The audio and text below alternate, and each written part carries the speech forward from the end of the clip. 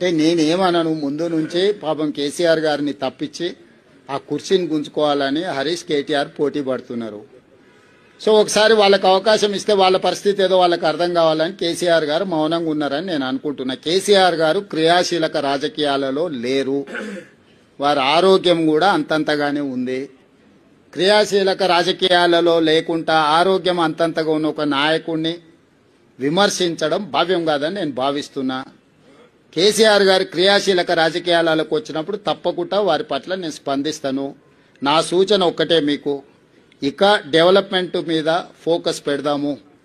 రాబోయే 2 సంవత్సరాలు ఫోకస్డ్గా మన రాష్ట్రాన్ని అభివృద్ధి చేసుకుందాము, సంక్షేమ పథకాలు అమలు చేద్దాము, రాష్ట్ర ఆదాయాన్ని పెంచుకుందాము, వనరులను సమకూర్చుకుందాము, అభివృద్ధికి సహకరించండి అని ప్రధాన ప్రతిపక్షం హరీష్ కేటీఆర్కి చెప్తున్నా, కేంద్రం నుంచి నిధుల కోసం సహకరించమని కిషన్ రెడ్డి గారికి చెప్తున్నా.